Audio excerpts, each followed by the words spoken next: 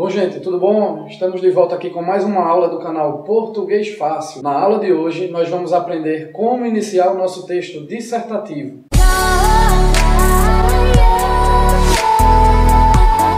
Então, no nosso primeiro slide aí, queria mostrar para vocês o seguinte, que a redação gira em torno da introdução elaborada. É nela que vamos dizer do que o texto vai falar. Portanto, vocês têm que ter sempre em mente que na introdução você vai dizer qual assunto você vai tratar, mas sem argumentar. Você vai apenas apresentar a sua hipótese, a sua tese, sobre o que você vai falar ao longo do seu desenvolvimento. Nos parágrafos posteriores, que é o que nós vamos chamar de desenvolvimento, aí sim devem ser defendidas as teses que você apresentou na introdução. Então vamos imaginar um exemplo que você está elaborando um texto sobre o aborto. E aí você coloca lá na sua introdução que o aborto é uma ação moralmente abominável, no entanto, o tema tem de ser debatido sem fanatismos.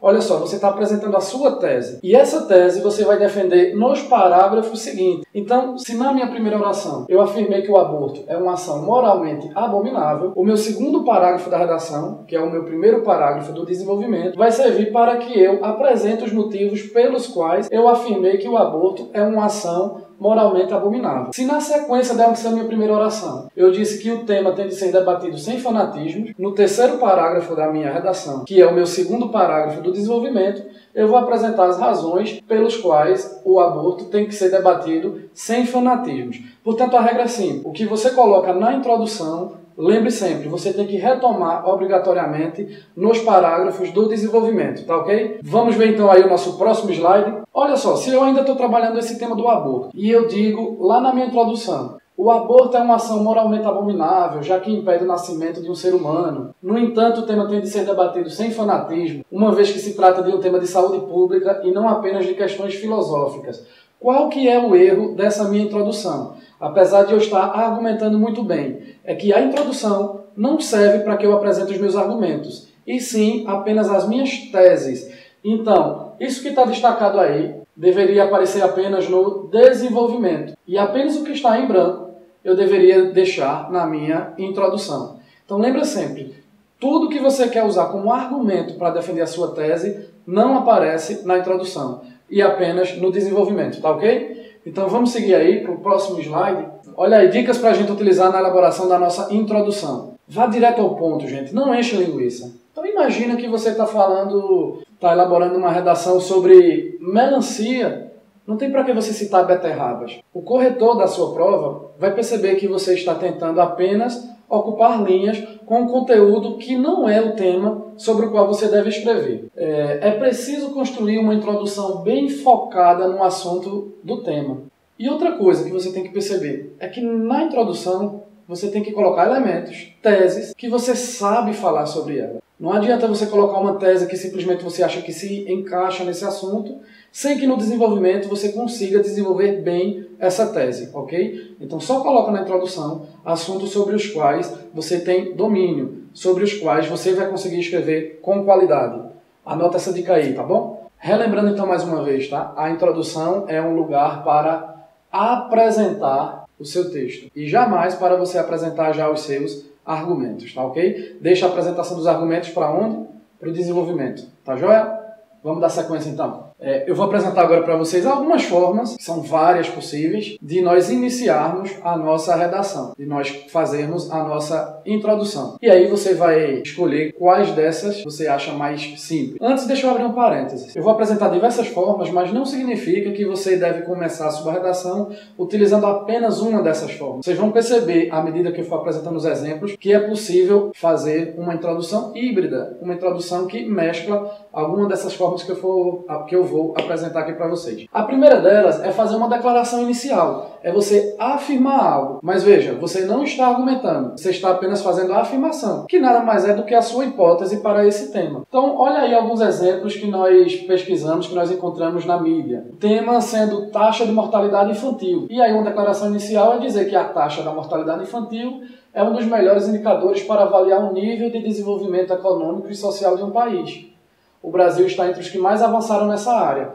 Eu não argumentei, eu apresentei, eu fiz apenas declaração. No meu desenvolvimento, aí sim eu vou desenvolver, aí sim eu vou argumentar defendendo a minha hipótese. Eu vou apresentar os argumentos que me levam a afirmar que a taxa de mortalidade infantil é um dos melhores indicadores para avaliar o nível de desenvolvimento econômico de um país, ok? Olha um outro exemplo aí. A sensação de insegurança no Brasil não é sem fundamento. Isso é uma opinião minha, mas não é um argumento. É apenas uma tese que eu estou levantando e que eu vou provar através de argumentos que eu não apresento agora na introdução, apenas no desenvolvimento. Olha, um outro modo de nós começarmos a nossa redação é você dividindo o seu tema. E aí você escolhe quais desses temas você tem mais segurança para abordar no seu desenvolvimento. Olha que bacana esse exemplo. O problema da violência é muito maior que o judiciário. Envolve polícia, legislação, aplicação das penas e políticas preventivas por parte dos governantes. E agora eu estou deixando margem para que no meu desenvolvimento eu aborde algumas dessas divisões que eu fiz já na minha introdução. Percebe sempre, tudo que você for fazer no corpo da sua redação, no desenvolvimento, tem que ter sido previamente apresentado na introdução. Vamos ver um outro exemplo? Predominam ainda no Brasil duas convicções errôneas sobre o problema de exclusão social. E aí eu vou dizer quais são essas duas convicções. A de que ela deve ser enfrentada apenas pelo poder público e a de que sua superação envolve muitos recursos.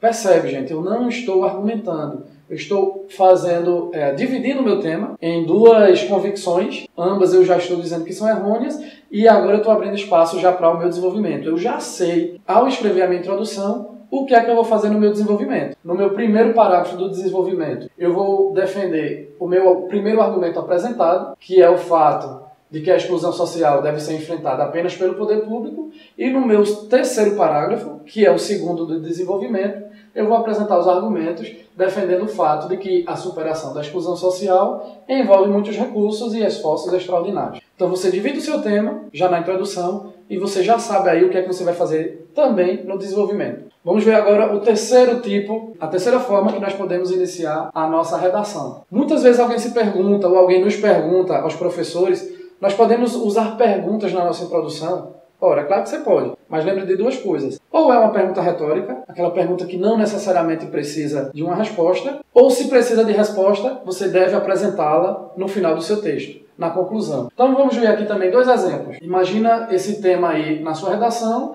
e você inicia a sua introdução perguntando: será que é com novos impostos que a saúde melhorará no Brasil? Olha, eu estou agora obrigado a, lá na minha conclusão, responder a essa pergunta. Os contribuintes já estão cansados de tirar dinheiro do bolso para tapar um buraco que parece não ter fim. Eu já estou apresentando aqui a minha tese que eu irei desenvolver no meu primeiro parágrafo de desenvolvimento. A cada ano, somos lesados por novos impostos para alimentar um sistema que só parece piorar. Repara como já na introdução eu continuo amarrando sempre o que vai vir em seguida, que é o desenvolvimento. Repara nesse outro exemplo. Por que uma criança inteligente, com bom desempenho e outras atividades, e com visão e audições normais, fracassa na escola? Eu vou ter que apresentar a resposta para essa pergunta que eu estou colocando na minha introdução. Preferencialmente lá na conclusão, ok? Então é uma outra forma de nós iniciarmos a nossa redação. Vamos ver a próxima forma de iniciar a nossa redação. Eu tenho encontrado muitas redações, muitos alunos têm apresentado essa fórmula na introdução. É fazer uma citação. E aí você vai dizer quem é o autor, e se a citação é direta, exatamente como o autor a apresentou à época, você vai colocar entre aspas. Olha no exemplo. E se o mundo for uma espécie de show? E se todos nós formos apenas talentos reunidos pelo grande descobridor de talentos lá de cima? O grande show da vida. Escreveu em 1970 o romancista americano Philip Roth. Foi profético. Repara então, eu fiz uma citação entre aspas porque ela é ipsiliteris. Olha aqui embaixo o que é que significa ipsiliteris. Estou dizendo quem foi. E estou também fazendo uma afirmação sobre essa citação. Então olha como é híbrido. Eu estou usando citação, mas eu também estou fazendo uma afirmação. Eu estou afirmando que esse autor, ao afirmar isso, foi profético. Já estou também abrindo espaço para o que eu vou fazer no meu desenvolvimento. Eu vou argumentar explicando por que eu estou afirmando que o americano Philip Roth foi profético ao dizer essas palavras. Então, fiz citação, fiz assertiva e já amarrei o que eu vou fazer em seguida no meu parágrafo de desenvolvimento. A nossa próxima forma, e aí eu prefiro utilizar a citação de forma indireta por um único motivo. Se no exemplo anterior eu citei entre aspas, porque a citação foi ipsiliteris, Lembra aí o que significa, tá bom, gente? Na citação de forma indireta, eu não preciso lembrar exatamente quais foram as palavras utilizadas pelo autor. Vê aí no modelo. Para Marx, a religião é o ópio do povo. Raymond Aron deu o troco. O marxismo é o ópio dos intelectuais. Para um pouquinho, então. Eu não sei exatamente quais foram as palavras de Marx ao afirmar que a religião é o ópio do povo. Mas eu sei que ele quis dizer isso. Então eu não digo exatamente como Marx falou, colocando entre aspas. Eu digo que ele falou isso. A mesma coisa para a segunda afirmação, do Raymond Aron, dizendo que o marxismo é o ópio dos intelectuais. Eu também não sei exatamente quais foram as palavras dele. Por isso que eu digo que é uma citação de forma indireta e não precisa vir entre aspas. Em seguida, eu também volto a fazer uma afirmação, uma assertiva. Eu estou dizendo que nos Estados Unidos o ópio do povo é mesmo ir às compras. Já outra vez abrindo espaço, amarrando o que eu farei no parágrafo seguinte. No parágrafo seguinte eu vou argumentar por que nos Estados Unidos o ópio do povo é mesmo ir às compras. Olha o segundo exemplo então. O filósofo Theodor Adorno dizia que uma grande obra de arte é, acima de tudo, uma reação ao horror da história. Outra vez eu não sei exatamente quais foram as palavras dele. Por isso que eu prefiro utilizar a citação indireta,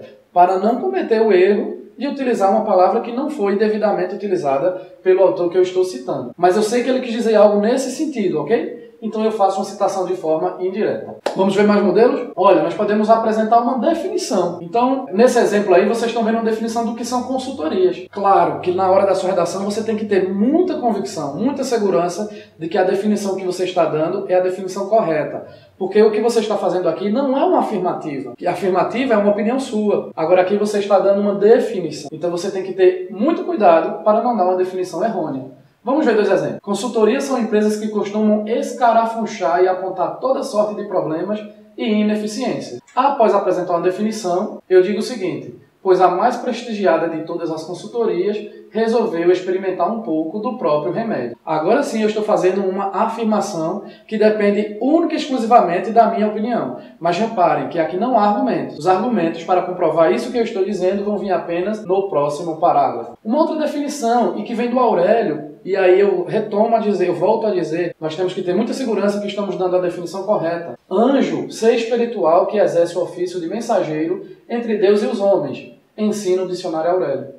O que aconteceria se o céu que abrigasse esses anjos fosse tomado por uma guerra? Então repara, gente, eu estou apresentando a minha introdução com uma definição do que são anjos, mas eu também estou colocando uma pergunta que eu vou procurar responder nos próximos parágrafos, que serão os meus desenvolvimentos, ok? Esse foi mais um tipo aí. Vamos ver outra forma de nós começarmos então a nossa introdução, a nossa redação. Essa é outra forma que tem conquistado muitos adeptos nos últimos tempos. Eu tenho encontrado muitos alunos iniciando a sua redação com uma alusão histórica. Fica bacana, né? É muito chique utilizar uma alusão histórica na nossa redação. Olha esse exemplo. No início da década de 50, o Brasil não fabricava automóveis. Inaugurava sua primeira estação de TV. Tinha cerca de 70% de seus habitantes na zona rural.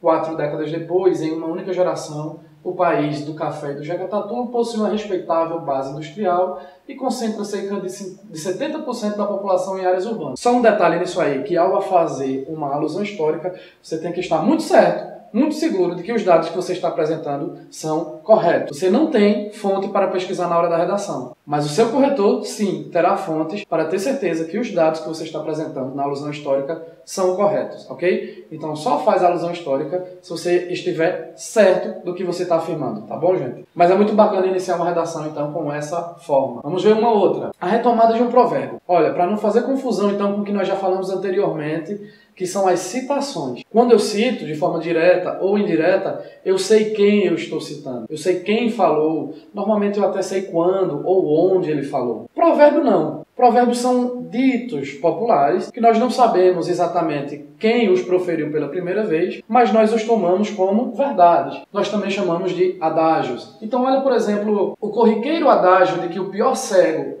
é o que não quer ver. Por que não é uma citação, é apenas um provérbio? Porque eu não sei quem disse isso, em que circunstância disse isso, mas nós facilmente podemos tomar como verdade. Se aplica com perfeição na análise sobre o atual estágio da mídia.